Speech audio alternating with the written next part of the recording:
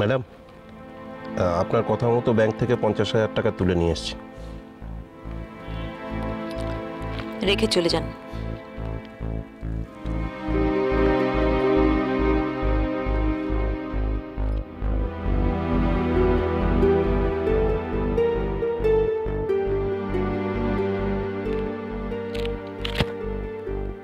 দাঁড়িয়ে রইলেন যে, কিছু বলবেন? বলছিলাম কি, টাকাগুলো কি পরীর ট্রিটমেন্টের জন্য তুললেন?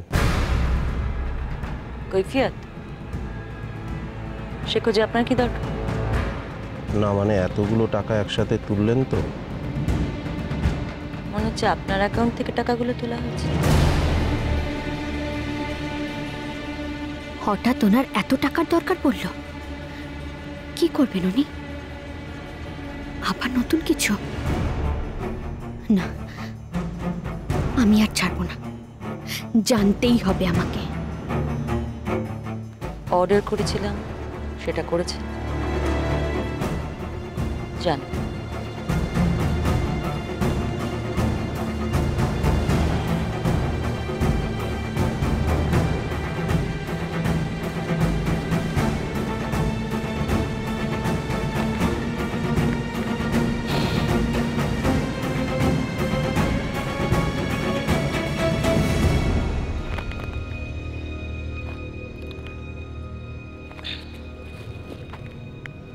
কোথায়?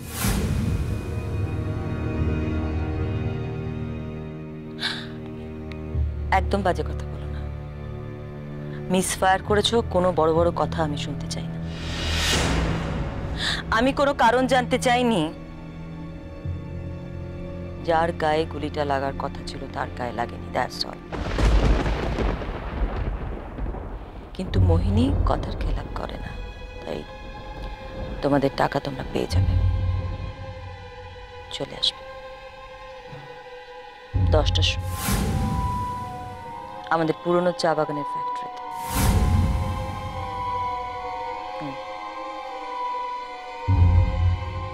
সকাল 10টায় বাংলোর বাইরে, পুরনো চা বাগানের ফ্যাক্টরির সামনে?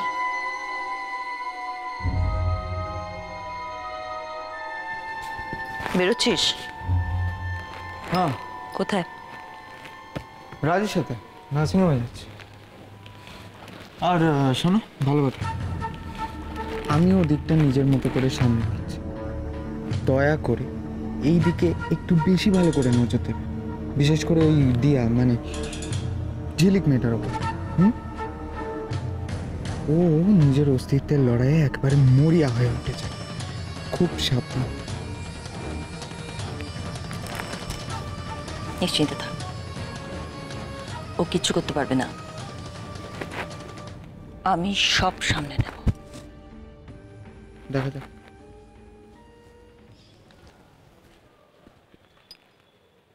মেয়েটাকে আমি সরাবই, মেয়েটাকে এখান থেকে আমি সরাবই।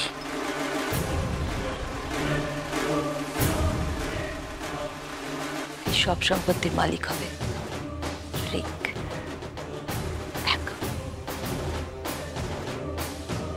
কেউ ভাগ বসাতে পারবে না, কেউ না।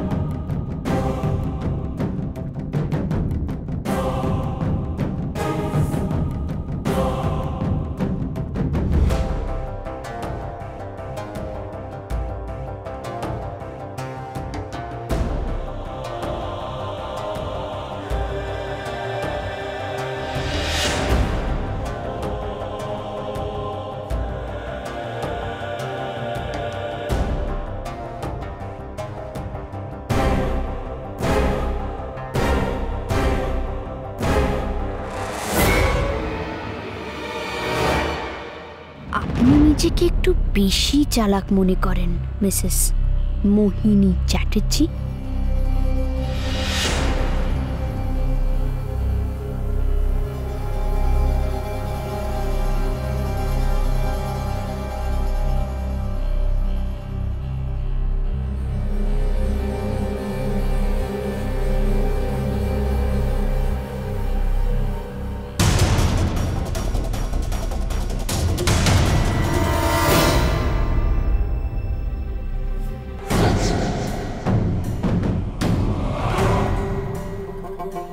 কিন্তু উনি ওদিকে যাচ্ছেনই বা কোথায়?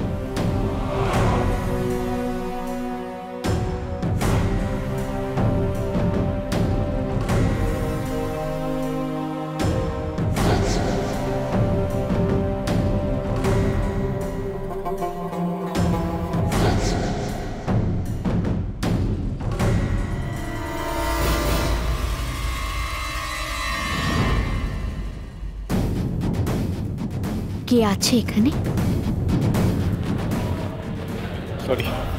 সরি ম্যাডাম, মানে সেদিন ওই মেয়েটার ওভাবে গুলি লাগার জন্য অ্যাকচুয়ালি হঠাৎ ওই মেয়েটা চলে এলো না মাঝখানে।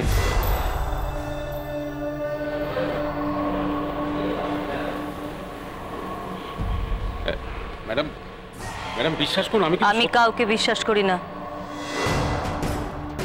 টাকা পেয়ে গেছেন, এবার আসতে পারেন।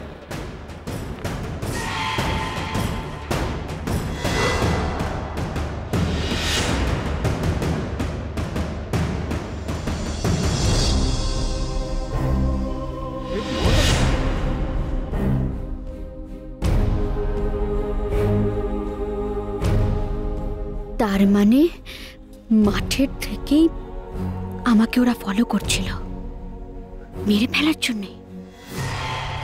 এরাই গুলিটা চালিয়েছে, না হলে হাত পেতে অতগুলো টাকা কিসের জন্য নেবে?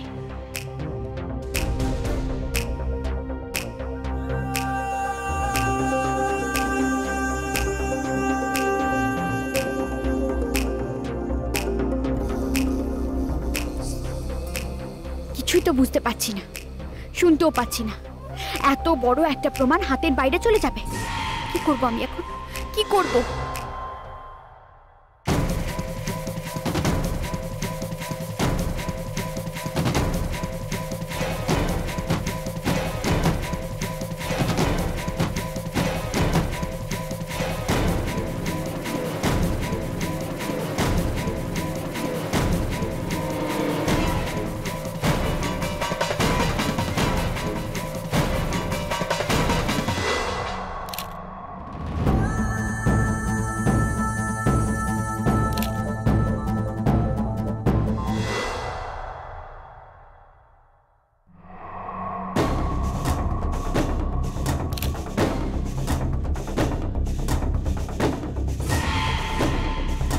এতটা নিচে নামতে পারলেন আপনি, এতটা?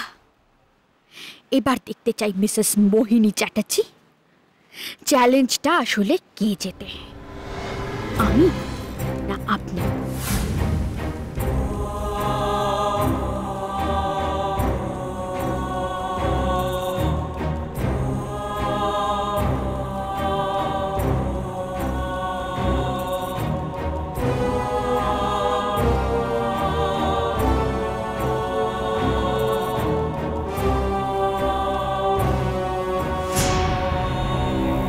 আমার এখন কি করা উচিত, কি করা উচিত আমার?